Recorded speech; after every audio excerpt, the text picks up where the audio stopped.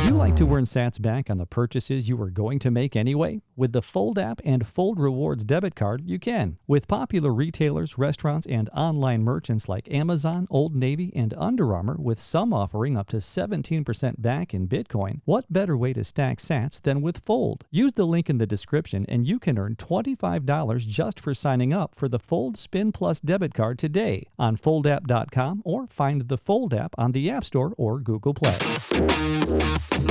Dollar cost averaging is a simple and profitable way to begin investing in Bitcoin, and Swan Bitcoin is the easiest place to begin. Choose the amount you want to invest and whether you want that to be a daily, weekly, or monthly recurring investment. You can also buy Bitcoin instantly from your bank account with the click of a button, even as a contribution to your tax-deferred IRA. Go to swanbitcoin.com/NateM to earn $10 in Bitcoin when you sign up. That's swanbitcoin.com/NateM to start stacking sats today. On the podcast today, I have BritishHodl, who I have bumped into on Twitter Spaces and Clubhouse, and he has offered some opinions and some wisdom on those platforms to the point where he has quite a following, and he has agreed to have a conversation with me. And thank you for stopping by and joining me on the Bitcoin Effect. Absolutely, absolute pleasure. Now, I listened to some of another podcast that you were on, and so I got a little bit of your background. You said that you first got into real estate, and you were actually negotiating your first deal when you were 16. Is that right? Yeah, that's right. I started pretty young. Yeah. Is there one? I mean, that is pretty young to get started in real estate. You know, in the United States, you can't get licensing for that or anything. So it was just totally surprising for me to hear that. In your growing in your real estate ventures at that age, is there anything chaotic that turned into a success that you could even care to share that you learned a lesson from? I mean, I had to learn like right from scratch how to talk to developers, how to talk to lawyers, how to talk to mortgage brokers. My dad was always involved in real estate on some level, so that definitely helped. But, you know, one of the things that I realized was my brashness, which a lot of people confuse with arrogance, was actually a very, very big tool in the most critical part of business, which is negotiating.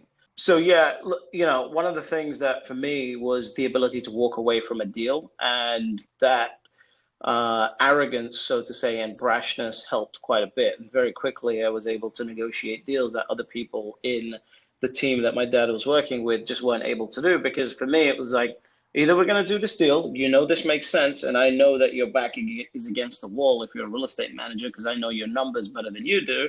Either we're going to do the deal or I'm going to go to school. And guess what?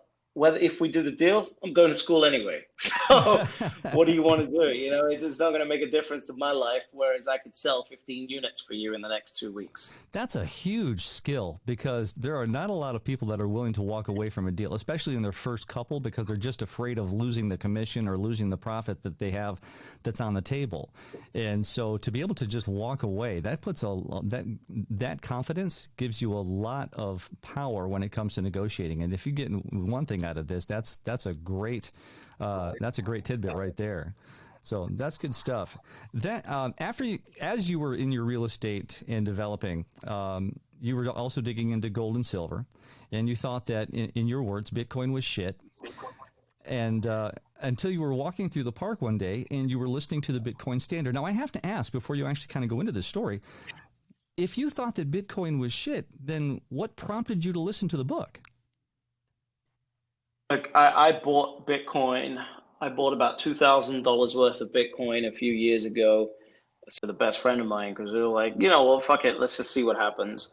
And you know, we sold out, and that was that. We thought this was the whole thing. 2017 happened, and we watched it rise all the way up to 20,000, thinking, no, this thing's going to collapse at some point. This thing's going to, you know, when you're sitting there going, I know what I'm talking about, and this thing is shit. It's going to come down at some point.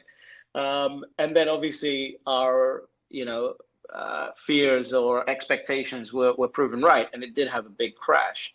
And so I thought, okay, cool, this is shit, and I forgot about it. And then the world got locked down, and every single thing that I had studied, because my background's in real estate and equities, right? I came into gold after sort of realizing that there was a problem.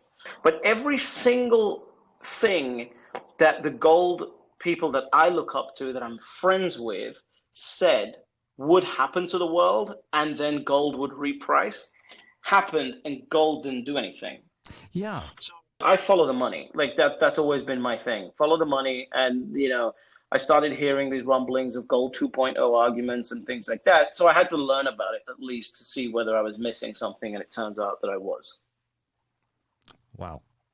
And at that point, you were listening to the Bitcoin standard, you were listening to the stock to flow model, and you said the penny dropped, and you literally were having a panic attack. That's what you said, right?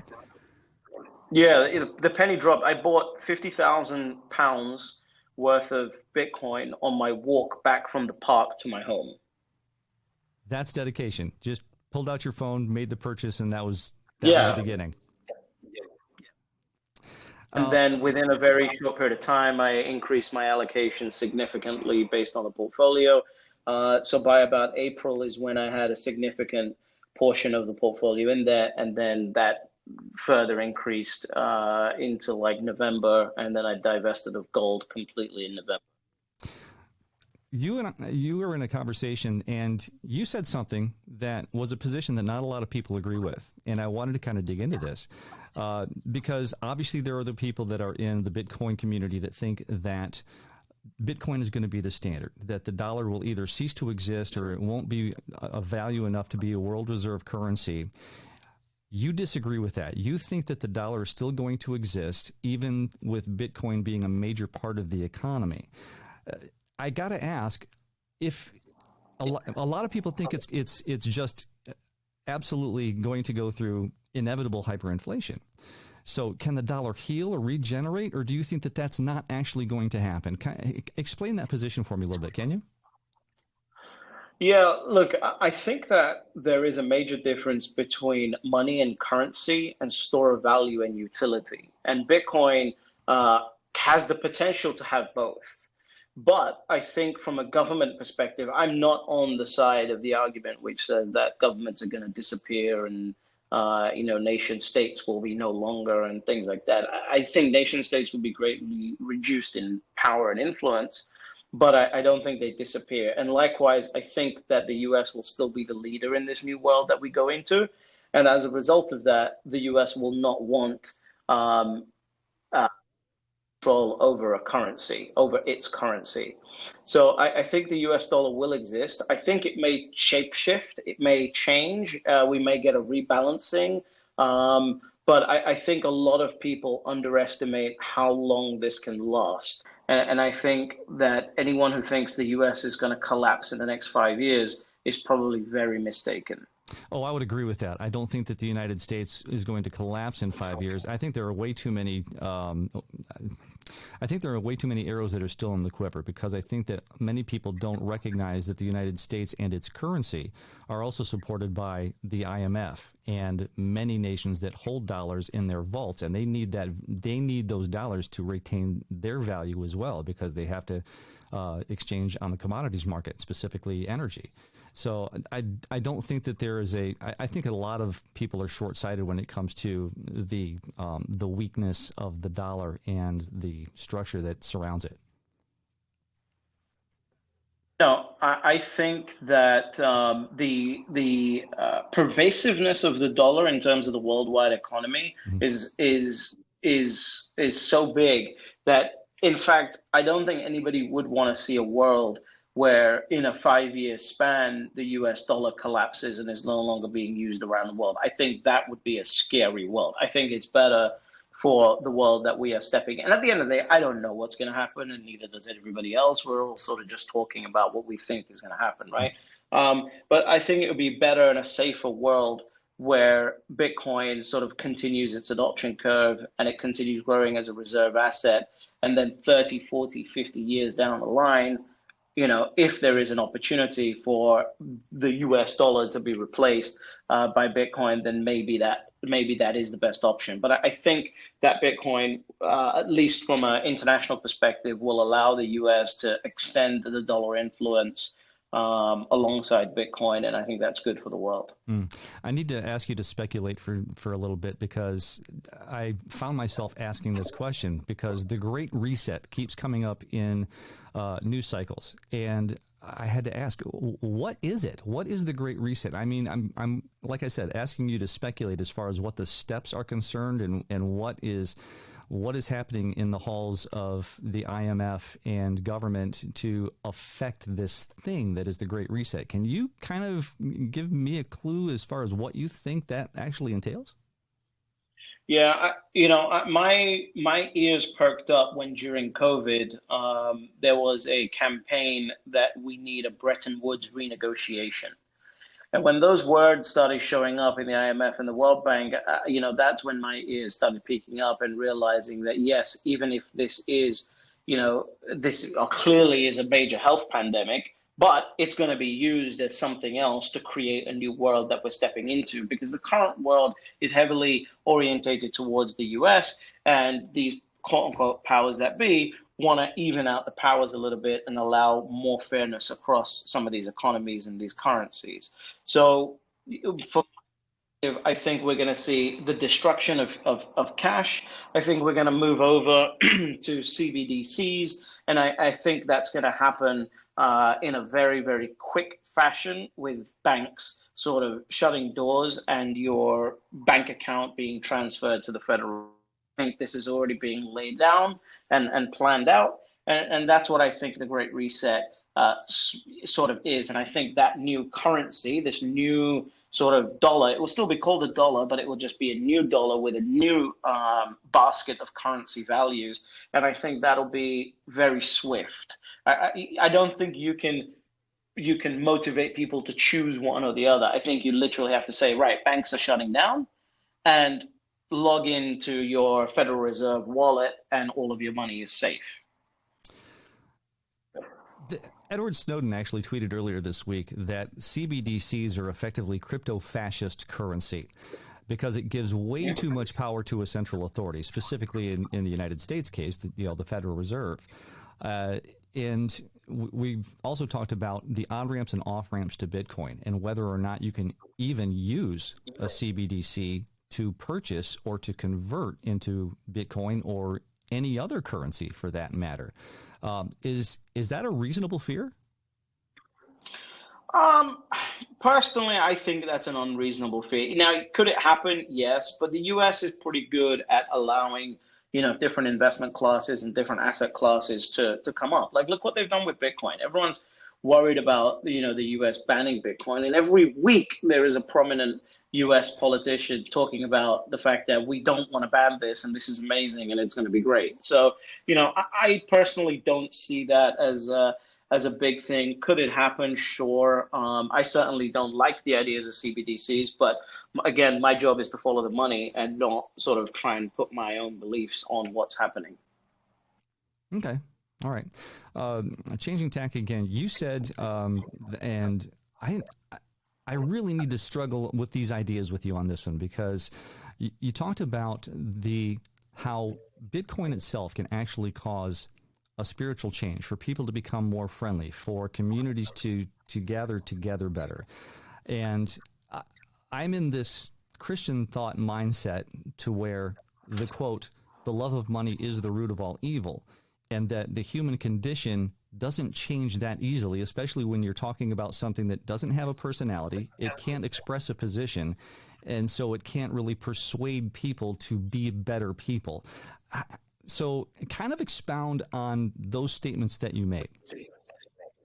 Oh, this is an interesting and deep and sometimes triggering conversation. So I'll try and be as delicate as I can with this. Yes, look, personally, I think all westernized religions have been consumerized to the point where everyone is focusing on everything outside of them. I think this has happened because of society, and on top of that, I think it's happened because of everything being violated downstream of the money that we operate on. I think that the money that we have doesn't allow people to look inwards, which was the purpose of your relationship with God. It's a personal relationship with God, and it's an inward journey. And I think that all Western religions, or rather all religions that have been westernized, I think are forcing people in one way or another to look outwards and focus outwards. I think what Bitcoin does, when you have a sound money, Bitcoin allows to make decisions based on what you want, because finally, for the first time in 100 years, the money that you are actually earning is saving your blood, sweat, and tears with what you're working for, whether you're a police officer, a lawyer, maybe not a lawyer, but a police officer, a lawyer, a doctor, a single mom, a single dad, whatever you do, a teacher. To me, the single biggest crime that we have against humanity right now is the fact that you have to cry, you have to sweat, you have to work you to the bone, and then to earn a measly bit of money that doesn't even go up in line with inflation. And then in order to keep the value that you work to the bone for, you then need to become a professional fucking speculator in order to keep that value, with which comes a 95% chance of losing that money. Right?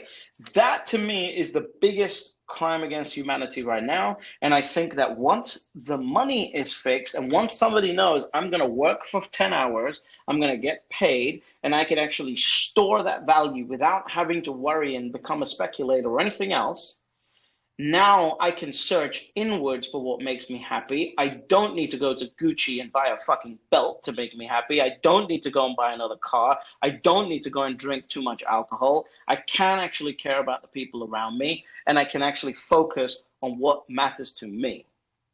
I do think you're onto something as far as time preference is concerned. I think that, Ben from BTC Sessions has actually said this. He says, now that I'm living on Bitcoin, I'm a lot more careful about what I'm spending my sats on. And with a sound money, two things. One, your time preference changes immediately, because you know that the money that you have is either going to continue to have the value it has or actually increase in value because of innovation. And I lost my second point now that I had 2 points. I really did. But if you innovate early, and you know that innovation actually causes deflation in a good way, then you can actually begin to innovate, do something well with your life early on. And then that nest egg can actually grow in value, even if it doesn't grow in number. So I think that innovation can actually occur rather well within a Bitcoin sound money system. And it can, not only that, but we're going to be a heck of a lot more selective about what we innovate. About this whole, you got to move fast and break things and this, that, and the other, and just go and try a million different things. Don't even think about it. Just go, create a business. Here's $10 million. Like, how much capital are we wasting here? Right. How much capital is being wasted for one quote unquote unicorn to be created? Why is there no thought going into this? Why is there no analysis going into this? Why are we just funding 100 businesses when an experienced entrepreneur could probably look at those 100 and go, maybe this is a bad idea? The only reason we're doing that is because of the corruption of the money. Mm-hmm. It's everything. American HODL said this to me, and he's one of the people that I first started talking to in Bitcoin when I was sort of building my own conviction. He said everything is downstream of fiat money, and that's a really, really good way of looking at it. Or rather, everything is downstream of money, and in this scenario, everything bad is downstream of fiat money. And so when you have good money, sound money, everything good is then downstream of sound money. Yeah. And what just popped into my mind now is that fiat money, as it stands, is actually created by the people that are supposed to be accountable to its citizens. In the United States specifically, that's what I know. And you can give me your background as far as being British, how this relates. But we're supposed to be able to vote with our dollar as well as with our votes. And we're supposed to be able to say, you can't tax us anymore because we don't think that what you're spending is worth the money that we're giving to you. Well, if the powers that be have the opportunity and power to be able to just print more money in order to be able to affect the programs that they want, then we've lost our power as a voting unit. So getting back to some sort of a sound money standard is going to put more accountability on the legislators and the executives, because we won't spend the money anymore, and they don't have more money to print. Or if they do print the money, well, then that just increases the value of the Bitcoin that I have in storage anyway, and that still gives me that much more power. Does that hold true? Yes, absolutely. Like, that's a really great way of looking at it. At the end of the day, the more we allow for this money to be debased, the more power you are giving away. And then, if the only thing is how much of this fake paper money you have, well, then somebody with a lot more of it than me can make that work. And if the person with a lot more of it is friends with the person printing it, guess who's going to have more of it? Let me ask you this: nation states, politicians, how does Bitcoin change how they act? Well, they finally become service providers, and they finally, just like the rest of us, have to create value for your money. Because right now, they can do whatever they want to do, and the value that they create is for the person who has the most amount of money. And that part will never change. There will always be someone with the most money, and they're going to influence the politician. But that person, if they're not just printed and given money, they're going to be much more careful with what they want to spend it on. So now you have all these companies that are lobbying and all this other stuff, and they will just have less power because they will have to be much more careful about how they spend that money, because more is not just going to be printed. That's the problem. It's the backstop that's the problem. I think there's another cancer that we need to take care of, and it has to do with education. It's not just the people that have a lot of money that have power over politicians. Each person has a lot of power over politicians, even the poor, especially the poor, because they've figured out what Ben Franklin in the United States said that was going to happen, that was going to end the republic, and that was they figured out that they can vote themselves money out of the public coffers. And with the welfare programs that we have in the United States, and I don't know what that looks like in Great Britain, but as many welfare programs as we have, that people just expect anymore. When you threaten to take that away or to cut those funds, then suddenly you are risking not having enough power anymore to affect good policy, because you're going to get voted out. So what are the steps that we can take to try to change course and make it so that more people recognize that, one, work is valuable, two, stealing from the government should be considered shameful. I'll say it out loud. It should be considered shameful to take money from the government, because that shame should actually motivate you toward getting back into the working class. If you can't, that's understandable. But if you can, you're stealing, and that should, and shame on you. So is there a way that we can actually take steps toward a better working, a better image of work? Can we do that? That's an interesting perspective. How do you change the image of work? Well, personally, I think you have to get rid of the welfare programs. We have a lot of these in the UK as well. You have to make people understand why they should work and what the value of their work is. And you can only understand the value of your work when you get paid for it. There is no way to understand the value of your work without getting paid for it on some level, however that payment is for you. But you've got to get paid for that work. And when you're telling people, okay, cool, I want you to go and work, but they're looking at it going, people are smart at the end of the day. And they're looking at it going, wait, I can just not work and I can make more money. Well, value of me doing nothing is more important than the value of me doing something. And that cancer was only it was only exacerbated when the United States started giving out stimulus money and giving out additional unemployment money on top of what the states themselves were already giving. In fact, there was a point in time when where I worked, I worked in the casino industry in 2020 when the pandemic hit, and I was furloughed. Well, not only was I paid by unemployment from the state of Michigan, where I live, but I was also paid the additional $600 per week from the federal government. I was literally making as much money sitting on my couch as what I would have been working, and it felt wrong. I mean, I took the money, I stacked in the process, but the problem is now you've got businesses that have to compete against couch money coming from the government, and they can't get people to come in and work. Yep. Yeah. No. And here's the thing. Take it. Take the money. I'm on the other side now. Take the damn money. Take the money, put it into Bitcoin. I don't care anymore.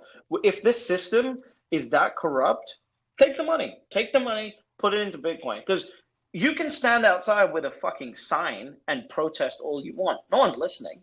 You can turn around police cars and set them on fire. No one's listening. You can go around shooting people. No one's listening.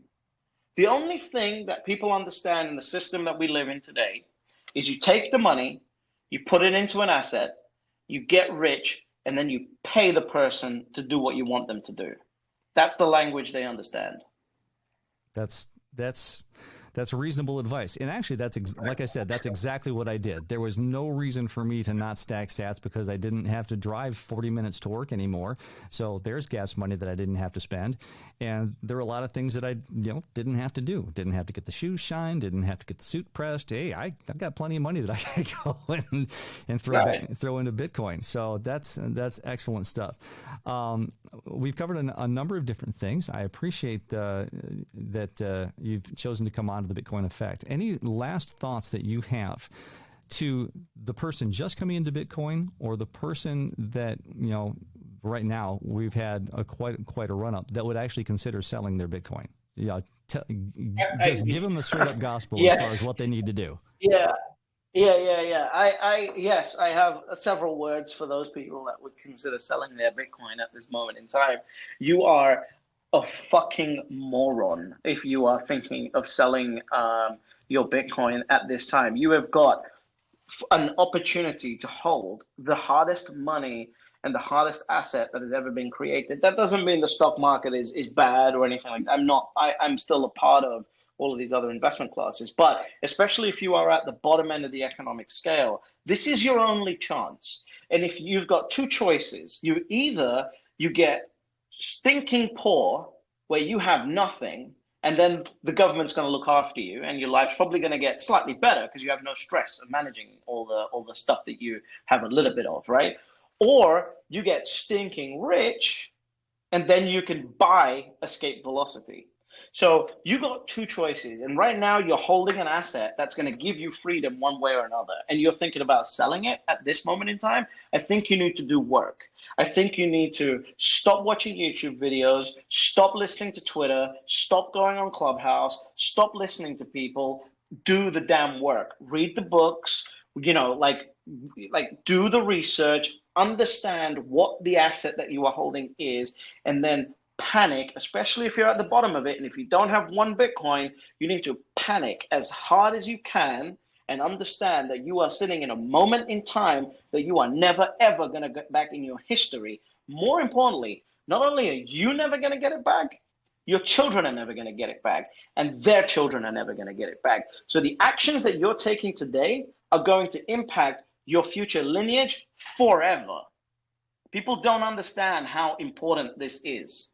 And if they ever want a chance at escape velocity and not just being a peasant, even when Bitcoin becomes the world standard, you better stack and you better hold on to the asset that you've got and understand what that asset is and appreciate it and thank God for that asset. When does this transition end? And the transition is this, where Bitcoin is transitioning into something that is going to be the measuring rod for all other currencies. It's going to be the store of value of choice, primarily worldwide.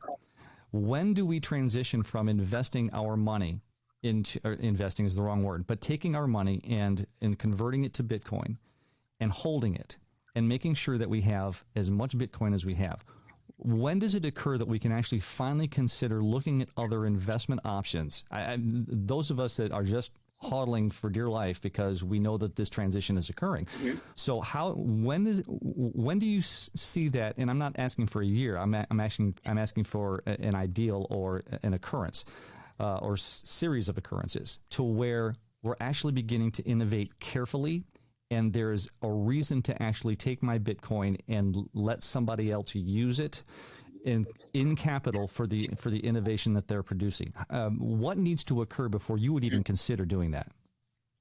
I think that you would have to have a 5-year average compound annual growth rate of about 20 to 30% on the Bitcoin. On the Bitcoin, and at that point, it will be worth seeking other opportunities. But not for most people, because for most people, just hold on.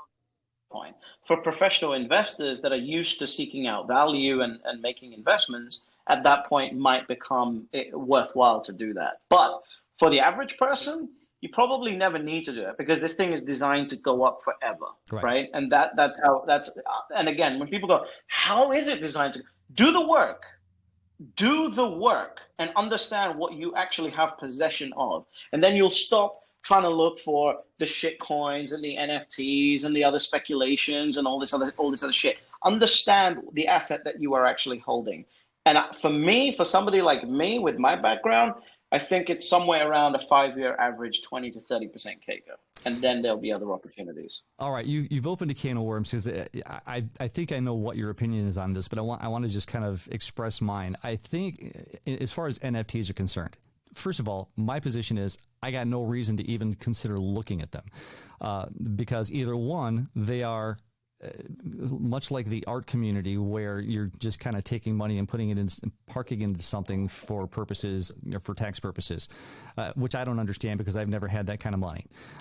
Or two, it's a social club where you have to have this little JPEG in order to actually express an opinion within that club, which just reeks of elitism to me. So in any event, I just don't see NFTs being of any value to the average person. And unfortunately, they're being spun all over the place as though it's something that you can just get filthy rich on.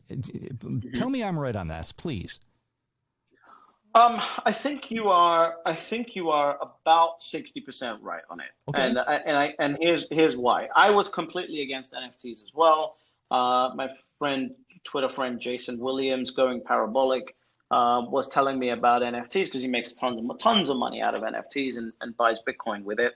Back in March, and I said, no, this has got about the value of horse manure, and that's it for me. And I didn't really understand it. And then I was sitting in a cigar lounge probably about 3 months ago, and I looked down at my wrist, and I'm a timepiece collector. I love beautiful watches, and I buy them at times that mean something to me. And I looked down at my wrist, and I'm wearing a great watch, and something just clicked for me, and I realized that this watch is an NFT for me. It's a collectible, and so idea of an NFT, just because someone on the internet thinks that a picture of a frog or a picture of a monkey is a collectible, I'm not here to judge their version of what a collectible is. Do I think it's insane? For sure. Do I think do I think it's going to create a whole industry? I don't know. Art's a whole industry, and I think art people are stupid as well. So, and people look at me and they look at my watch collection and they go, I think you're stupid because you could buy Bitcoin with those watches. And you're absolutely right. But Bitcoiners don't understand the emotional side of money. And that part is where the NFT thing, I think, may have some, yesterday I watched 3 of my friends sell pictures of fucking chill frogs for $130,000 total. I was with them when they were buying them for $500 each. This world is insane to me, right? But here's the thing. They have taken that money and they've bought Bitcoin with it. Do we tell them that they're bad now? Or what do we do? Are we capitalists, or are we wanting to tell people what to do with their money? I don't know. Yeah, that's a good question, because I struggle with, when it comes to altcoins or shitcoins is what we generally call them. It's do we buy a bag for the purpose of selling the bag to a greater fool? And where's the integrity in that? And so. No, Nate. Okay, no. help me out. The greater fool theory, the greater fool argument is just a complete misnomer. Because America, the country that you love, the country that I love, is based on the greater fool theory. The idea of the greater fool theory is simple. I'm making an investment, and hopefully I'm believing that this thing is going to be worth more tomorrow than it is today. We are all greater fools. If you're a capitalist, you are a greater fool. Now, when you're talking about shitcoins and things like that, you've got to understand whether there is an actual value to the thing or not. And I just don't think there is, right? That's the position I'm taking.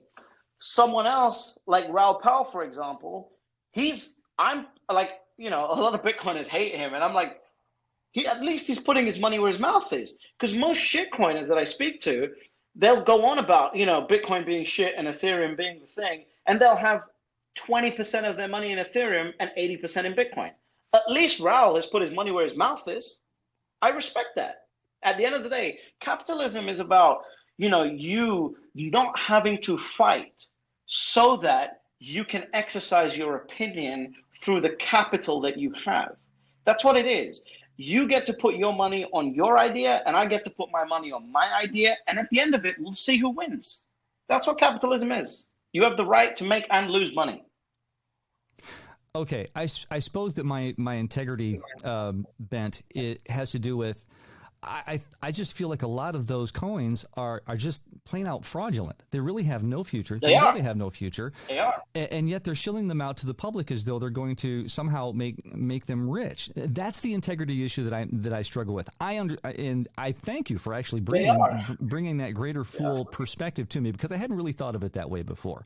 So, but there is integrity to be thought about when you're actually making investments or considering making investments in something, because either it has value or it doesn't, regardless of whether somebody else thinks it has value, because they might be just that stupid. Do we protect their money by not letting them be that stupid? I think so. That's what securities laws are about. Okay. That's exactly why these things need to be analyzed, whether they're securities or not. And so when somebody like Raoul Pal, so this is where, again, I don't hate him. I disagree with a lot of what he says.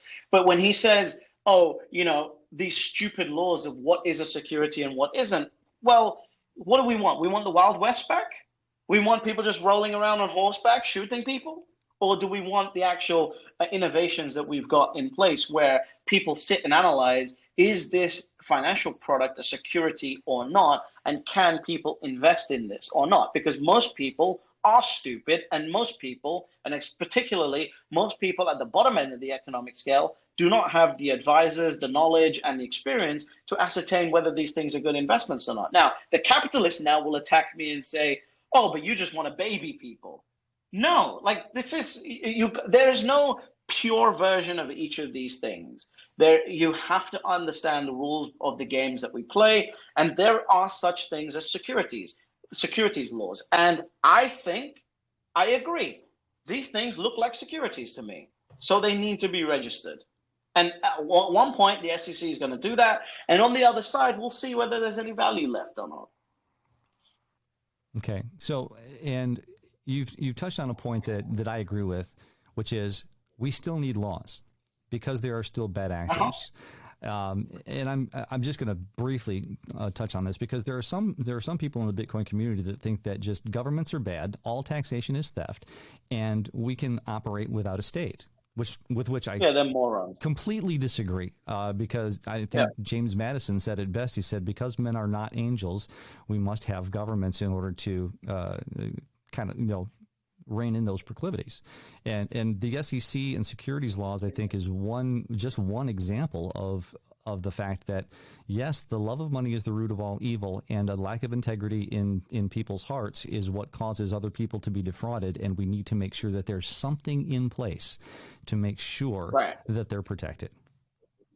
Right. I completely agree with you. I don't agree with the libertarian argument. I'm not a libertarian, which might sound crazy in the Bitcoin world, because everyone's apparently a steak eater and a libertarian, right? So that's not me. I'm not a libertarian. I think libertarians don't get anything fucking done ever, and I don't think that any of their ideas make sense on scale.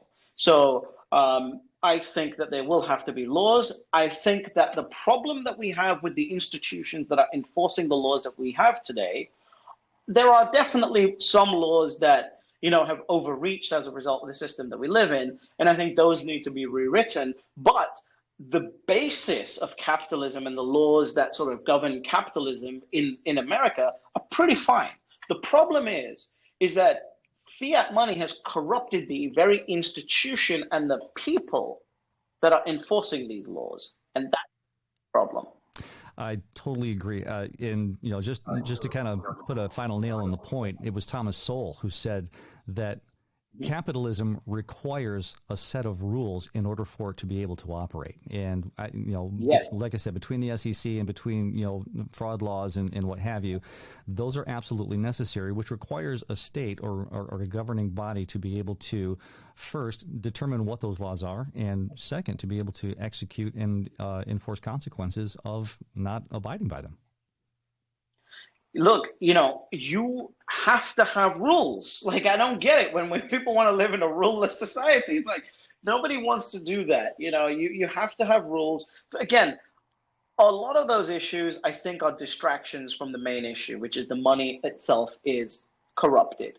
And I think that Bitcoin, people put so many issues on Bitcoin to solve, and it's not for it to solve. Like the inequality argument, that's not for Bitcoin to solve. For Bitcoin's job is to solve the sound money argument, and it's doing that, and it's doing that really well. We as humans now have to solve for inequality. And guess what? When you're not incentivized to just wake up every day like a fucking zombie and go after this fake money that's being printed, we are going to solve for inequality. That will happen. But it happens through humanity. And that's why I think that search inward that sound money and Bitcoin bring will allow people to be more friendlier, to be more of a community, to be together. Because when you're not desperately waking up, scared about where your next month's paycheck is coming from because the value of your money that you're going out, and sacrificing your children for literally to earn is being debased and you're losing that value. When you don't have those stresses, you start looking at the person that lives next to you and asking them questions and understanding their day and gaining empathy and building a community. And I think that's the beauty that sound money will bring. I agree. And I think that one thing that we've lost because of fiat and because of the welfare system that we've already touched on, that communities, nations, societies have lost their ability to be charitable. They've lost their ability to be generous because they're being taxed for the purpose of helping the poor.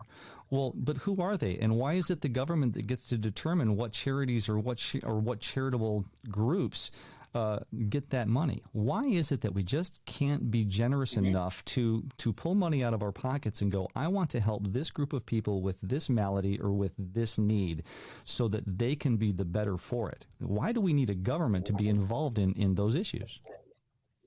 Because the money, you're waking up every day scared that you're going to lose your money. And in reality, you are. If you just literally stand still, you're going back at 20% a year currently for the last 2 years. So in that environment, you don't have time to look out for the neighbor next to you. You don't have time for that.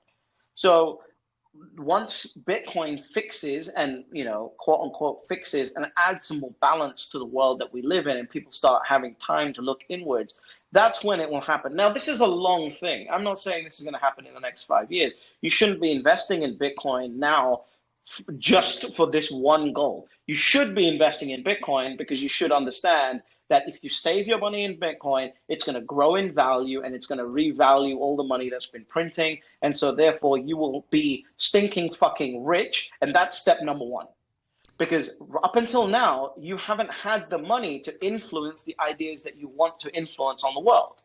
You have to get the money first, get the damn wealth, and then you can start being an influence. Because until you get the money, in any system, you are not going to be an influence. Somebody else is going to speak for you.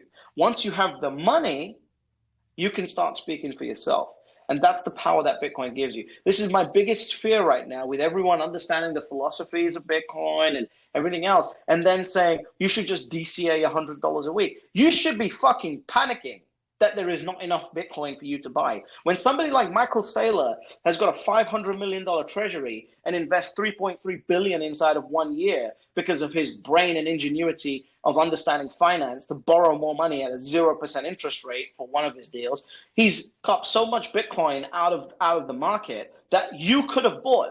Michael Saylor is buying your Bitcoin, and you're sitting there DCAing and being all jolly that Bitcoin's going to save the world and kumbaya and shit like that. Fucking panic and understand how rare this asset is, and buy as much of it as you possibly can. And I think you should strive at minimum to get to 1 Bitcoin. And then once you're there, you should go back to American HODL's idea of 6.15. You bring up Michael Saylor and people who are holding major amounts of Bitcoin. And, with the understanding that it might go to, $5 million a coin. And if Michael Saylor has them around it, so the math is easy, 100,000 coins, that's $500 billion. Is that right? Do I have the right number of zeros there? That he has that kind of control over.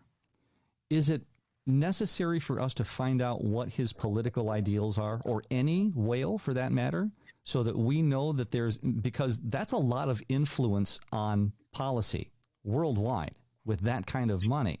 Wouldn't it be a good idea to find out how that works? What you're talking about is verging on it's like leaning on the idea of socialism, which is, if you're going to have a lot of money, I want to know what you think about before I, quote unquote, allow you to have that lot of money. That's not what capitalism is about. Capitalism is Hunger Games, right? It is, you get your money, I get my money. We both implement that money and affect the world how we want to affect it. Guess what? Michael Saylor is doing better than all of us, and he is going to influence policy better than all of us because he is able to get more Bitcoin than all of us. That is the world that we live in. That's the reality. But to what end and what ideal of governance? That's my question. Do we know? But it doesn't matter. He has done the work and he has acquired the Bitcoin, so he gets to influence that policy. And I'm not doubting, because I don't know Michael Saylor and I don't know what his policy positions are. The only thing I know is that he's been amassing a lot of Bitcoin. That Bitcoin is the only crypto asset. That's the only thing that you should really be pursuing right now financially. I get that, but we all know that capitalism has to have rules, and what rules need to be in place. But with that kind of influence, with what would be $500 billion in influence, that's a lot of influence on the power structure, if not becoming part of the power structure, to be able to change those rules. And there are a lot more people out there that have much more Bitcoin that we don't even know who they are. And so that leaves the question mark as to what governance is going to look like once Bitcoin reaches the escape velocity that you talked about.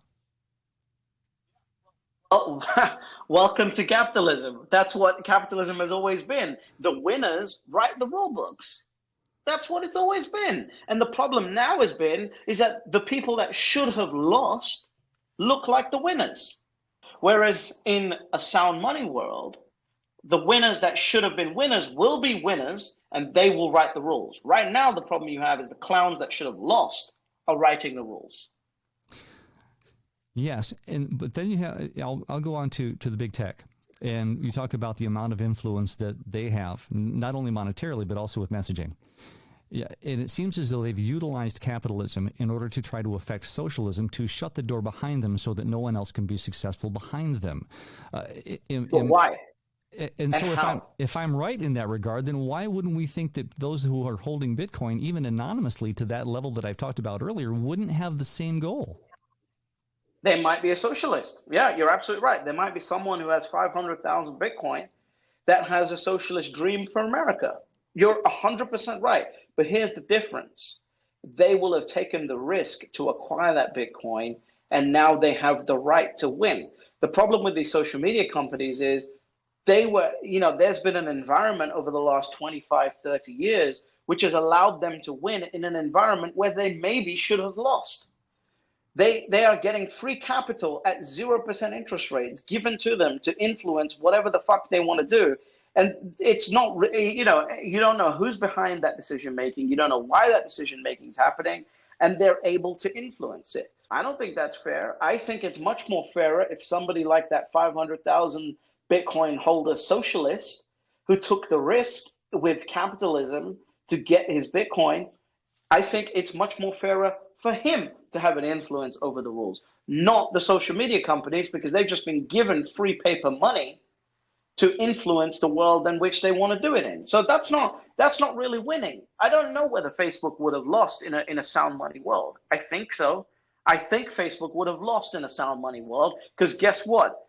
Your time is actually valuable now because of the money that you're earning actually holds its value and is not devaluing. So guess what? You're not fucking liking photos on Facebook or swiping on Tinder or checking or perfecting 10 filters before you put it out there on Instagram because you feel bad about yourself.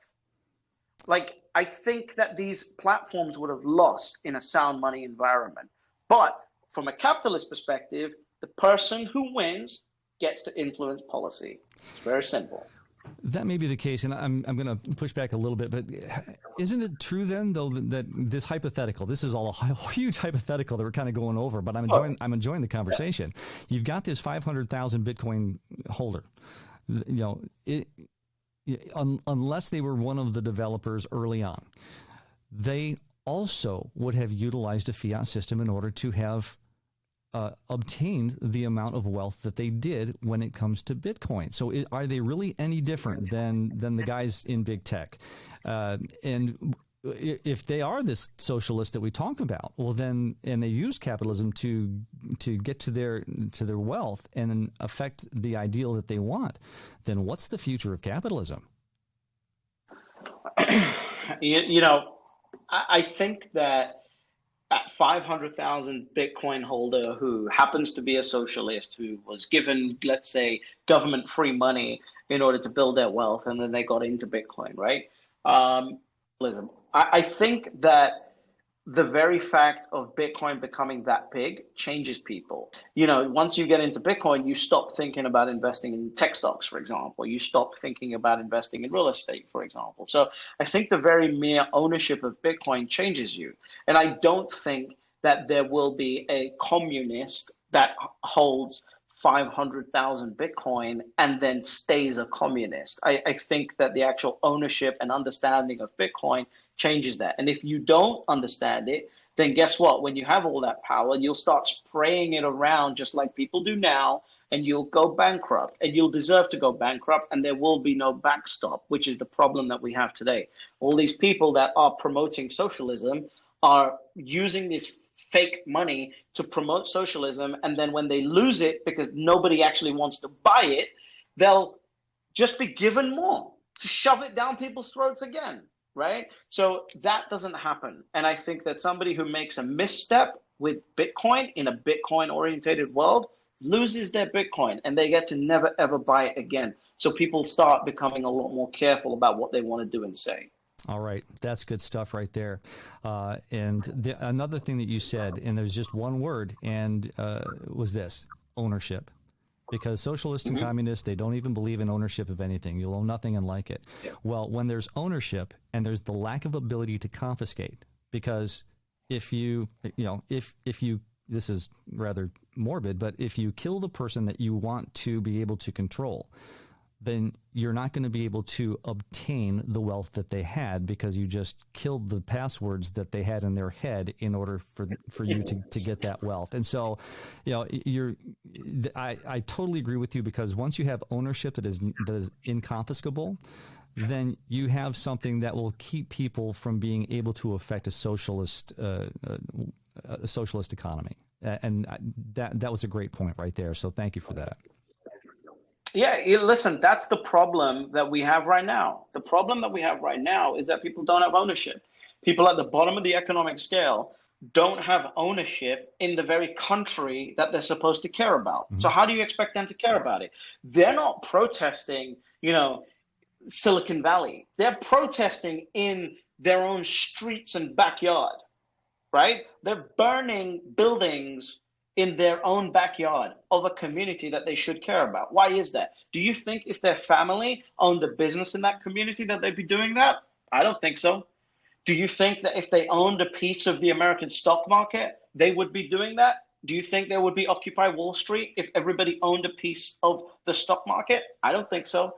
Ownership is a big problem that we have. And I think, if we want to go down what social program the government could do to actually affect change, I think giving every baby that's born one share of the S&P 500, government funded, and you cannot sell it until you're 50 years old, is actually a really good way to create ownership in a country if we're going to print all this money anyway. But we don't do that. We just give people free money and we don't give them any ownership. So then it removes responsibility. It corrupts responsibility because of the fiat money that you're just given with no attachment to anything. And then you go around hating your own police departments, burning your own, cars and neighbors' businesses and things like that, because you have no ownership and sense of responsibility. That's what's missing, and Bitcoin will fix that. Bitcoin will create a sense of responsibility because you finally have a bearer asset that you can actually take possession of for the first time ever in history. But there are communities specifically in the United States that don't even think that they have the opportunity to have ownership because they believe that there is some elite group of people that are purposefully keeping them from that. I don't believe that's true, and I think that it's been totally spun to the point where just people believe it. And the media is at fault for this, completely at fault for this, because they're complicit in the governments telling people there is a wall between us and you. You'll never break it, and we need to feed you in order to make sure that you're able to have some sort of lifestyle, the one that we say that you can have. And so you're right. Ownership needs to be instilled as something to want and something that can actually be had, because there are just poor communities that don't think that they can. Right, and these media organizations won't survive either, because there's, it was amazing to me during Trump's time where CNN's views were just plummeting and plummeting and plummeting, and they're still around. How does that happen? What rational business sense? If you've got a business and your customer base drops by 70%, how the fuck do you stay in business?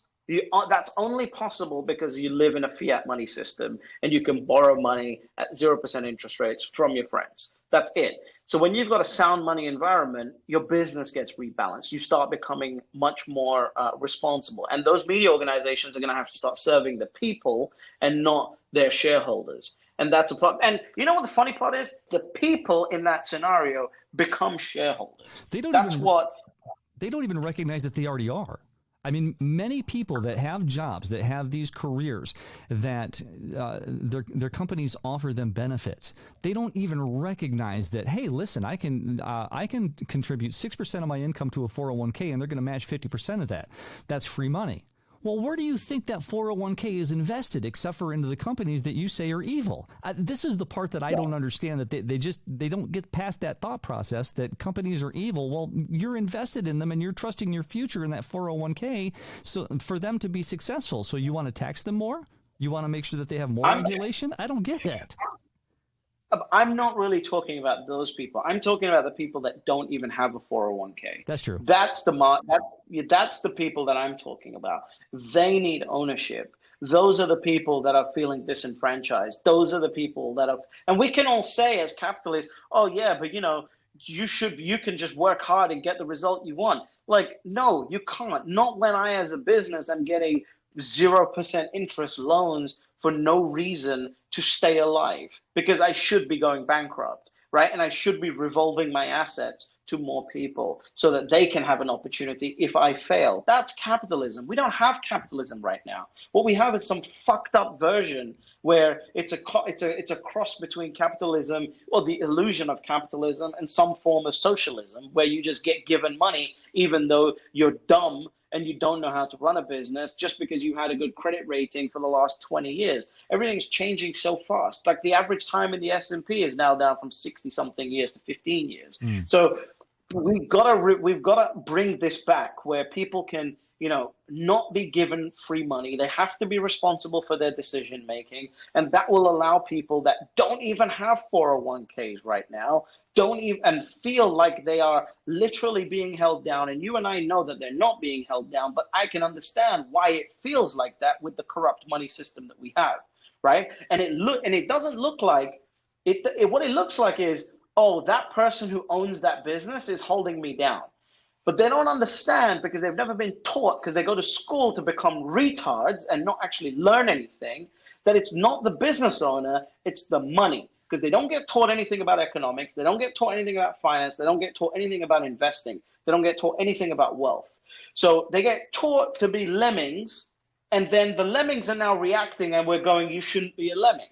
Well, the system taught you to be a lemming. So we need to fix that. And that only gets fixed once you have some form of sound money. And then everyone can start sort of understanding how opportunity works, how capitalism works, how financing works, how creating value works. The fact that kids don't get taught what the basic idea of creating value for someone else is a crime to me. That's a huge thing, and I was just having this thought in the back of my head as you were talking about that. And there are many communities that have a culture, may be the wrong word, but they have a mindset of violence and revenge in order to get that money, as it were. And it's unfortunate because obviously you and I know that there's no way to affect wealth through destruction. And it's that mindset of violence and revenge that needs to be changed into a synergy of community before we can see any wealth occur, regardless of whether of what money we're actually utilizing. In addition to that, you've got to give them the right incentives. Right now, with the system that we live in, of course, their first resort is violence. When at least they get a result when they choose violence, because they're not getting a result when they choose peace. They're not getting a result when they choose anything else. Of course, they're going to resort to violence because it's the only thing that actually gives them some form of sense of quote unquote pride. And you and I know that's bullshit. Right. But at least the human psyche goes, oh, at least I did something, because the rest of life, I'm just being shit on. And yes, here's the thing. They are, but it's nothing to do with an individual that's successful. They're pointing their guns at the wrong enemy. I know that. You know that. Everyone knows that. But how do you convince someone that the thing that you can't see and the person that you can't see, because it's so pervasive and corrupt within the very society that we live in, the money itself is corrupt. So you start looking for enemies that you can actually see, and you can't see the money because you've been told and marketed trillions of dollars of advertising and marketing to tell you that this US dollar is the most powerful thing that you can get and the most important asset for freedom that you could have, et cetera, et cetera, et cetera. And then you go, wait a second, I need to get me some of that. And you don't actually understand what it actually means, how it's created, what the value of it is. So then you start looking for enemies that actually have that, and you don't have it, and you don't understand that they only have it because of the system that you're living in. Especially most people that earn their money deserve their money, right? But there are definitely powerful people that have been given money and have made mistakes and then been given more money when they shouldn't have. They should have failed. And that has to end before any of these communities can start seeing light. I believe that that's absolutely true. And I was, it was 12 years ago now that 2008, 2009, the housing market crashed in the United States. And we're seeing the words too big to fail which just sank my heart. And it wasn't just that, but there was also the auto industry. You know, when General Motors and Chrysler basically agreed to be bought out by the U.S. government, why is it that we couldn't just trust that other entities that did better with their money could come in, take those assets over, and create something better and more efficient? Why couldn't we do that? I think that at that point there was probably too much of a fear around whether they would do it or not, right? So at the end of the day, like, they were given money, everyone was given money, the businesses made their money and they gave the money back to the government, and that was that. They didn't lend it out, they didn't do anything. And I think, you know, that was one of the fears with giving money to all these banks and wondering whether they would lend it out or not. And they actually didn't end up lending it out, which was the main problem that we had, which is why I think Jerome Powell was actually doing, before COVID, a pretty good job at keeping the interest rates a little bit higher, which would incentivize the banks to actually lend out some money. And so, you know, listen, we live in a very, very corrupted world, and it starts with the money. It's not actually the people. People just operate based on incentives. And I think fundamentally all people are good people. Recognizing, though, that fiat money was created by a people that wanted to make sure that they had enough power to continue to control the people that they were controlling. So, and that's the thing, is that fiat money is controlled by a government which we don't trust, which we shouldn't trust, because they're still people. And so a money that is free, open, and not regulated by a small group of people is the only, especially with a finite amount that's ever going to be out there, is the best way that we can affect value and transactions and commerce worldwide. BritishHodl, it has been a fantastic time talking with you about a number of different subjects. I think I blindsided you with a number of the political issues, and for that I apologize, but I don't think that there was anything that they got too overboard. So it's okay. I'm used to being canceled 3 times a week, so it's fine. I don't mind talking about anything. It's all good. Well, hey, listen, I have yet to get canceled on a platform, so if I get my first out of this one, then I'll take that as a badge of honor. Yeah.